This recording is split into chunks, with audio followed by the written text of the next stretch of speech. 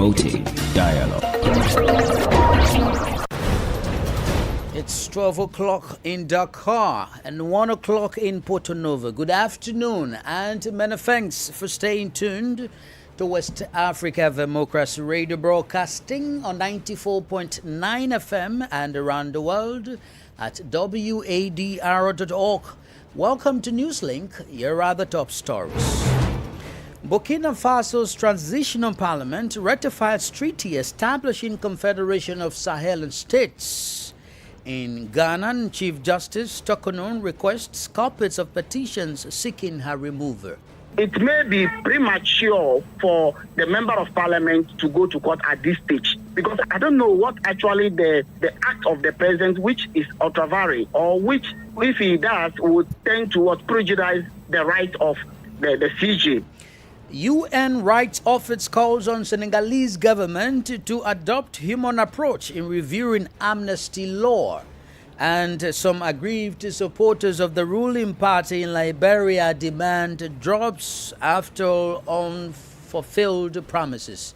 We are peaceful people. We don't want chaos. Many of us are here. We are national security officers. Some are from different backgrounds. You don't know. So if they continue doing this to us, then they are seriously telling the international community that Liberia is not a peaceful country.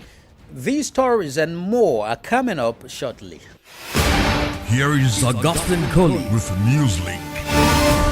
Many thanks for joining our broadcast and a warm welcome to our listeners in the sub-region and beyond. Let's begin in Burkina Faso, where the Transitional Legislative Assembly on Thursday adopted the treaty establishing the Confederation of Sahel States, marking a major step forward in regional cooperation between Burkina Faso, Mali, and Niger. This adoption follows a long process that saw the text signed on July 6, 2024 by several countries in the region, including Mali and Niger, which had already ratified this treaty due to its compatibility with their internal procedures. Imo Edit has more details in this report. Burkina Faso's Foreign Minister, Karamoko Jean-Marie Traoré, stated that the adoption of the text by the Legislative Transitional Assembly constitutes the final step in Burkina Faso's ratification process. He explained that in accordance with Articles 24 and 25 of the treaty, each signatory country must adopt the text in accordance with its own constitutional standards. He adds that initially Burkina Faso was considering ratification by referendum, but due to the current national context, it was impossible to follow this procedure. The adoption was achieved with 70 votes in favor and 1 abstention, marking massive support for the project within the assembly. The minister stressed that the official ratification allows Burkina Faso to regularize its position in relation to other member states of the Confederation, while it will then be able to begin its practical implementation.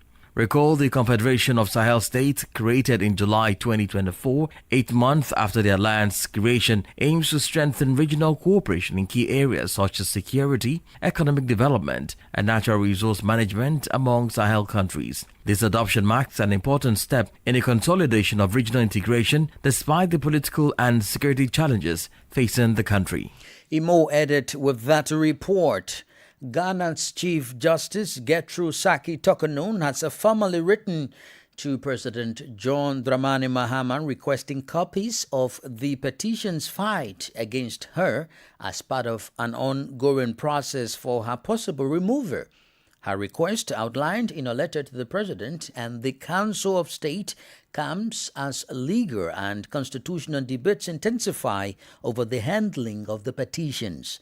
WADR's Nadidititi reports. Ghana's Chief Justice Gertrude Saki Tokonon has requested copies of the 3 petitions submitted to President John Dramani Mahama seeking her removal from office. In a letter dated Thursday, March 27, 2025, she appealed for access to the documents, stating that she requires at least 7 days to review review them and issue a response before any committee of inquiry is set up. Her request follows President Mahama's decision to forward the 3 petitions to the Council of State for consultation in accordance with Article 146, Clause 6 of the 1992 Constitution. However, Justice Tokonu maintains that she has yet to receive copies of the petitions which form the basis for the removal process. She cited the Supreme Court case of Ejechum versus Attorney General and Akwete, arguing that before the President consults the Council of State, there must be an opportunity for the Chief Justice's response to be considered alongside the petitions.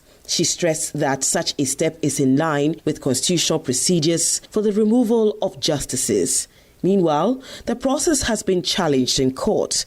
Vincent Asifwa, the NPP Member of Parliament for Old Tafo, has filed an injunction application at the Supreme Court questioning the legal basis of the removal proceedings. Represented by former Attorney General Godfrey Adame, Asifwa contends that the Chief Justice must first be alerted of the petitions and allowed to respond before the President can consult the Council of State. However, a constitutional lawyer, Raymond Bidema, believes that the suit by the MP may be premature.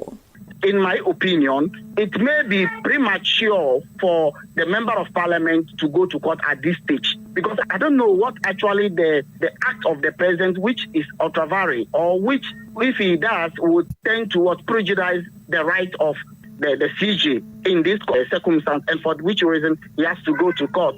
The Supreme Court is set to hear the case on April 2, 2025. For WADR, Nadiri Tete, Accra. Meanwhile, Ghanaian President John Dramani Mahama has returned to Accra after a visit to Nigeria on Thursday.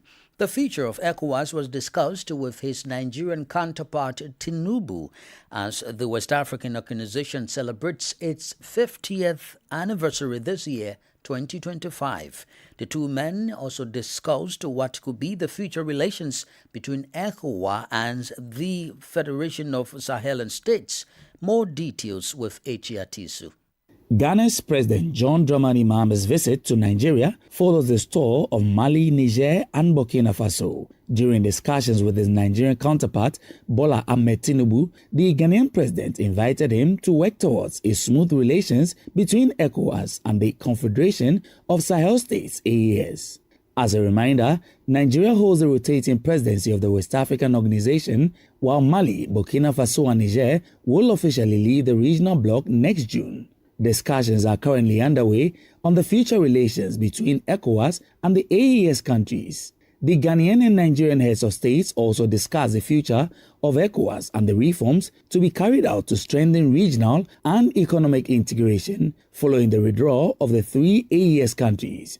After their meeting, Mahama addressed the media. To thank him for the honor done me during my inauguration, but also to brief him on a visit I made to the Sahelian countries, Burkina Faso, Mali, and Niger, and to bring him up to date with some of the issues that I discussed with him. As ECOWAS chairman, it's my duty to come and brief him on some of the concerns that were raised there, so that we continue to see how to dialogue with those other countries. The Ghanaian president also stressed the need to conduct genuine reflection and act effectively in the fight against terrorism, which after the Central Sahel is spreading to coastal countries. Grateful for the visit, President Tinubu commended his Ghanaian counterpart for making efforts at bridging the gap between ECOWAS and the AES countries. I feel good that he's here in the first place, and I'm indeed very happy of the effort is made to have a bridge between the AES countries and the ECOWAS. It's not a bad idea for us because of the security situation in the Sahel region and what economic opportunity that we must embark to ensure security of life and properties of our citizens. Bilateral relations were also discussed, with the two men discussing agreements reached with the former regime in the areas of energy, infrastructure, and security cooperation. That's Echiatisu reporting there. More stories coming up on West Africa Democracy Radio. Newslink continues. Let's remain in Nigeria, where a number of civil society organizations have demanded for transparency in the appointments of officials to the Independent Electoral Commission. They spoke on an engagement ahead of the appointment of officials of the electoral management body, especially that of Chairman Mahmood Yakubu, whose term ends by December 2025. According to the Executive Director of the Policy and Legal Advocacy Center, Clement Wankwo, it will be served the interests of the nation if these officials resigned ahead of the expiration of their tenures to ensure a smooth transition.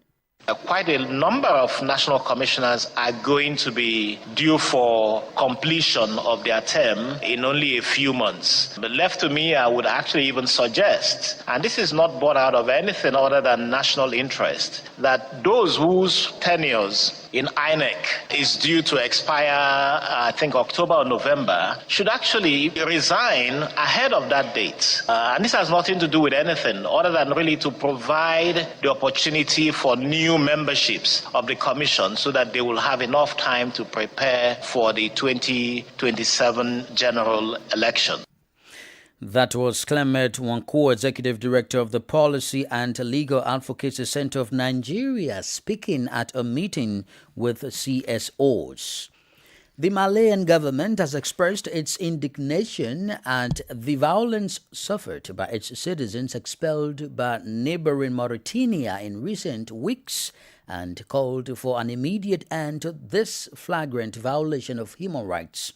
Recall, for several weeks, Mauritania has been carrying out a campaign of expulsions of migrants, particularly Senegalese, Malayans, Ivorians, and Guineans, provoking strong criticism in the region. According to the Minister for Malayans living abroad, Musa Ak Akhtar, more than 1,800 Malayan migrants have been expelled from Mauritania in recent weeks. Mr. Akhtar showed that measures were taken from the beginning of the events for the protection and support of Malian delegation led by Foreign Minister Abdoulaye Diop visited Nouakchott on Thursday afternoon, where it was noted that he was received by Mauritanian President Mohamed Ould Sheikh Ghazouani, according to the Mauritanian Information Agency. The Malian foreign minister also discussed the issue of the Malian community in Mauritania and used the opportunity to call for the preservation of the interests of the Mauritanian citizens in Mali and vice versa. Similarly, faced with growing concerns about the situation of Gambian migrants who are allegedly exposed to the degradation and maltreatment of Gambian migrants who are allegedly exposed to migration in the Islamic Republic of Mauritania, and the government has decided to act. In an official statement, the Ministry of Foreign Affairs, International Cooperation and Gambians Abroad announced the dispatch of a special envoy to Mauritania to strengthen the protection of its nationals.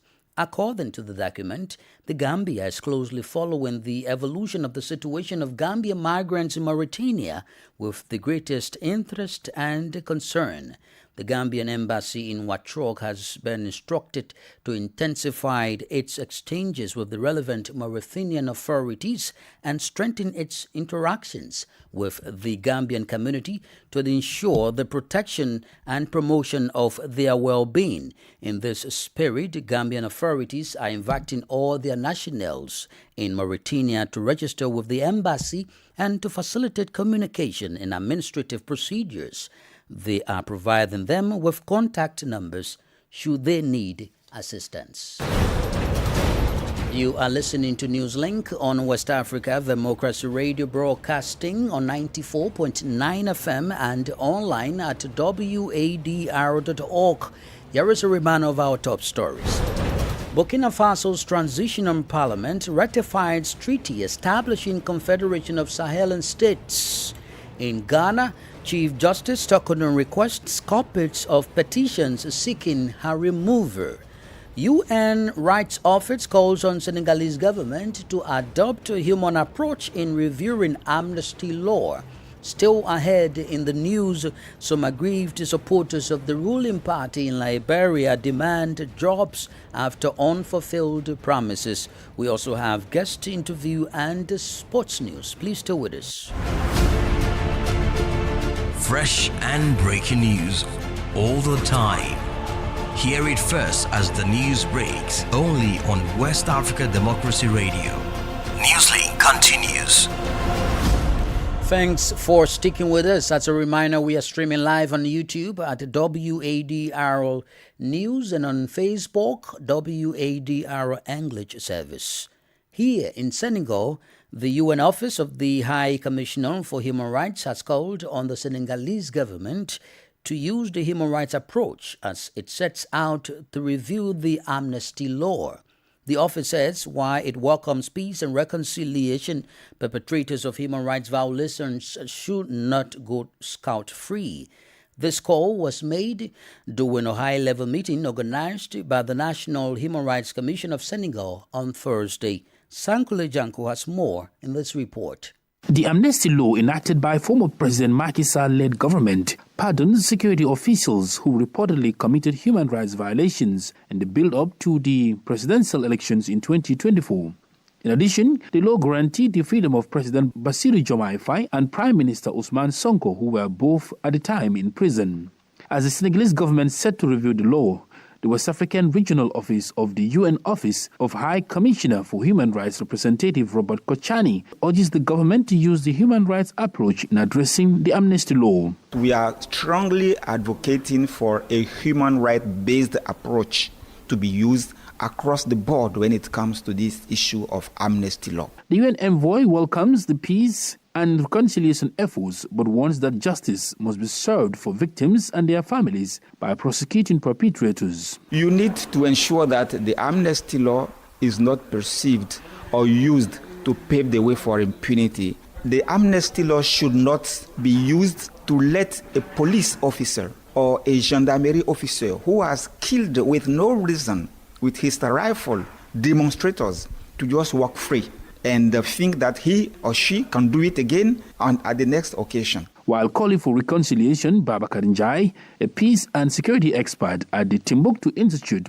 insists that heinous crimes should not be overlooked. Look into serious crimes that happen that need not to be just brushed under the carpet. But we can find other ways to go into that, have reconciliations, have transitional justice, people accepting their crime they committed and ask for apologies. Meanwhile, the Human Rights Commission of Senegal has urged the parliament to engage the Constitutional Court for the best solution.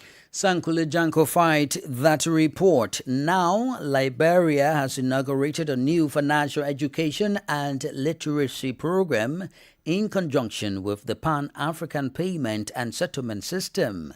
These two initiatives, spearheaded by the Central Bank of Liberia, are designed to strengthen the country's economic framework and provide greater access to financial services for underserved populations, particularly women and low-income communities. WADR's Monrovia correspondent Ibrahim Parker reports. The launch of the Financial Education and Literacy Program alongside PAS marks a pivotal step in promoting financial access to services for those who have long faced barriers. During the launch, Liberia's President Joseph Boakai emphasized the importance of these initiatives, urging financial institutions, businesses, and the public to embrace the new financial education program and PAS as vital tools for economic empowerment. Financial education helps individuals to understand various financial products and services, such as savings accounts, credit, insurance,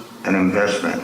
Equipped with financial education, people will have the confidence to emerge with financial institutions and take control of their finances. Central Bank of Liberia Executive Director Henry Samoa also addressed the attendees, highlighting the critical role of financial education in digital payment systems in empowering citizens with the knowledge and resources needed. Financial literacy is more than a concept. It is a driver for national prosperity. An informed population makes better financial decisions, leading to economic resilience and sustainable development. Adding to the discussions, Marco Ballo, the Chief Executive Officer of the Pan-African Payment and Settlement, underscored the potential of these initiatives. Has been with us on this journey from their inception, and today the Central Bank of Liberia is one of 15 central banks that sits on our governing council. As Liberia embarks on this new chapter in financial empowerment, the collaboration between government and the community will be crucial. For Newslink on WADR, this is Abraham Parker reporting from Monrovia. Politics, analysis on major news, social matters, and all. This is A Guest. Our guest interview segment this afternoon is about the UN Office of the High Commissioner for Human Rights calling on the Senegalese government to use the human rights approach as it sets out to review the amnesty law. The office says while it welcomes peace and reconciliation, perpetrators of human rights violations should not go scot-free. The regional representatives for the UN Office of the High Commissioner for Human Rights, Robert Kochani, elaborates further about the core. The whole idea of holding this brainstorming session today is to bring about scholars, civil society organizations, human rights defenders, and all other persons, resource persons, from academics, to look at the amnesty law that was adopted by the outgoing regime of President Sall last year, 2024. Look at the implications of the law, because the society in Senegal is divided over that law. And the Prime Minister Sonko himself publicly said the law was to be reviewed. So the purpose of the meeting is for the Commission to play its role of advisory body set up by the state of Senegal, gather people who can have a say on the law, share experiences of such situations that have happened elsewhere in the world, and come up with some concrete advice to give to the public powers, to the government, if you want, and also maybe parliament and all other institutions, to ensure that while we uphold national reconciliation, peace and stability, we do not have attitude that will pave the law for impunity. Considering that there are victims, government itself in 2024 released a white book in which they acknowledged a number of people killed by security operatives. There are people who have been wounded. Some have lost the use of some organs for life. There have been public and private good that was destroyed.